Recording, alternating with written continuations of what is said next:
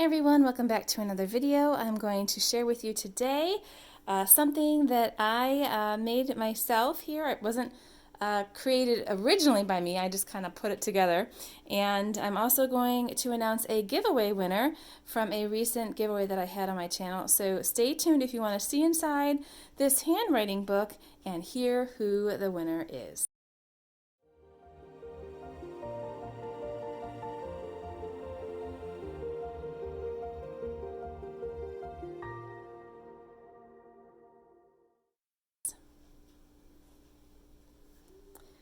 All right, before I hop in to show you what I've put together here for handwriting for my daughter, you can probably tell it's for my daughter based on that pink unicorn, I wanted to announce a giveaway winner. I actually offered this up quite a while ago, at least, I would say at least a month or two ago on my channel, and the winner never contacted me. That's so sad, and I hate moving on to pick somebody else, but such is life, I have to do it. So if you are interested in picking up this critical thinking book from Evan Moore, it is for grade 3. You could use it going into grade 3 or just having finished grade 3. I think either would probably be fine. It does have pretty much all the core subjects in it. It has reading practice, read and tell what you know, compute, doing some math word problems here. It has some different language arts skills related to grammar and punctuation and things like that, and then just some like fun puzzles and stuff. So I could do just a real brief little flip through, but I have shown this in other videos when it comes when I was giving it away, so I'm not going to like give too much detail, but if you would like this, please let me know down below. Since the subject of this video is handwriting, let me know down below, what do you do for handwriting in first grade? Do you buy a formal curricula? Do you just give your child copywork passages? Do you print off things like I have done online? What do you do for handwriting in first grade? I'd love to hear that down below. Make sure that you also are subscribed to my channel. I will check before I announce the winner that you are a subscriber as well. So if you would like to pick this up, just make sure you do those two things. Subscribe and leave a comment about handwriting in first grade down below. All right, so here is something that I put together. Super easy. This will be a super quick walkthrough for you because there's not much here. I'd like to keep it real simple. In first grade, we are going to be using Memoria Press for phonics and reading and a modified version of spelling. And so they actually build in handwriting into their First Start reading program.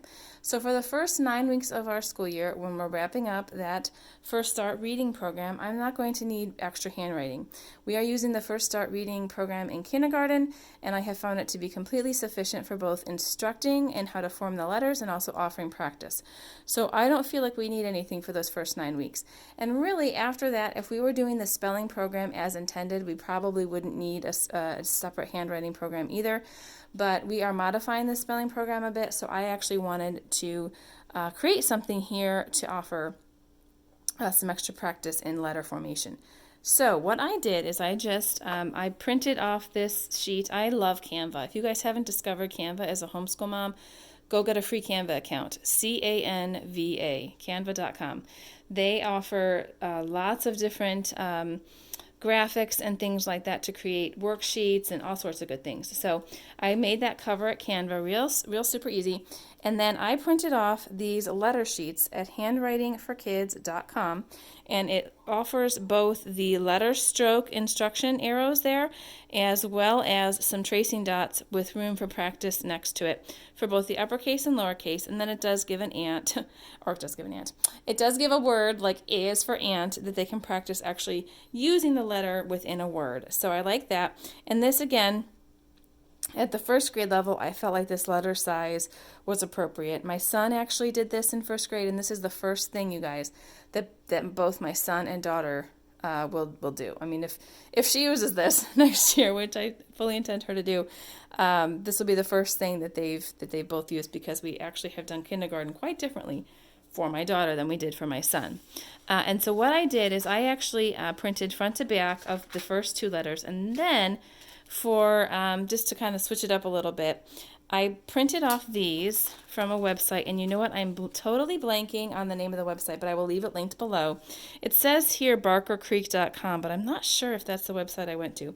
Anyway, these go along with these Draw Right Now books, and if you're not familiar with these are just really fun books. When you get up to like book 3, I believe it's based on history.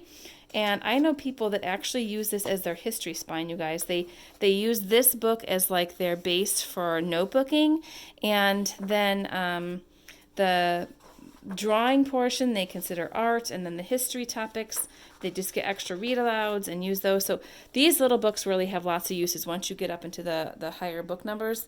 This first book, book 1, is just all about the farm, and so we have some farm animals here. And this first week is all about hens. And so it will give instructions here on how my daughter can draw the hen, and then it gives her some copywork here to copy. Now, at the beginning of the year, when we start using this, which actually, again, it won't be until after we finish the phonics portion of our program, this here, I decided to leave with the tracing lines. I decided to leave this just as copying over the tracing versus writing it all out, because I feel like at the beginning-ish of the year, she may not have the stamina to copy all of that, okay? So I'm going to have her draw the picture and just trace over this for really a good chunk of the year. We won't actually do something different to the end, and I will show you that. So, like I said, this is going to go in that same pattern with 2 letter pages and then one of these Draw Right Now pages, all the way until we get to letter Z. And then I decided to just finish out with these pages. Where's it? Okay, here's Y and Z. Okay, so after we finish Y and Z, then there's a bunch of these, still with the tracing marks, okay, still with those pre-printed letters, but then we get to a page like this, and it doesn't have the tracing lines anymore. So she'll still draw the picture. This is the rabbit picture. So let me go to the rabbit picture here and show you what she'll do. Okay, that's this page here.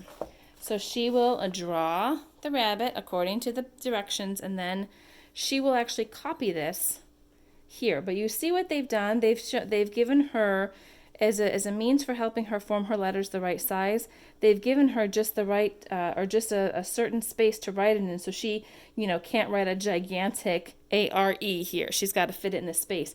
So it is starting to help her get an appreciation for that, and that's something that I thought maybe we'd wait to the end of the year to try, but you can. There are these blank versions available for all the pages, starting with the very first one. So if you would rather not give your child the tracing marks to trace over and would just rather do all of them like this, they are available like this. And you very well could just have your child do this in one of those blank composition notebooks that have the space for the picture at the top and then have the ruled lines at the bottom. You don't have to print out these pages. You could just use a regular notebook or even just a blank drawing pad and just have them sketch out the drawing and then write below. So lots of ways you could do it, but I really liked these printable sheets because it was something that was uniform that I could put in a notebook with these pages here, and I like how it gave my daughter just the right space to help her start to learn spacing and sizing of her letters. So that's what I put together. I will leave the links down below to both of the websites that I print off the pages from. These here you can find all over the homeschool resale market. They are always coming up for sale. This is book 1. They have these printable sheets for all the books, I believe. I've actually printed it off for other books as well. But just a real fun way to bring in some handwriting and a little bit of variety to our handwriting time. Did I say handwriting? It's a fun way to bring in drawing is what I think I meant to say. I don't know what I said. But it's a fun way to bring in some other things to handwriting besides just copying or tracing or things. It's just a little bit of variety for her. And of course, there's a super pretty pink unicorn on the front. And I actually made the back page pink as well for her. She's going to be thrilled. And hopefully that will help her like handwriting time.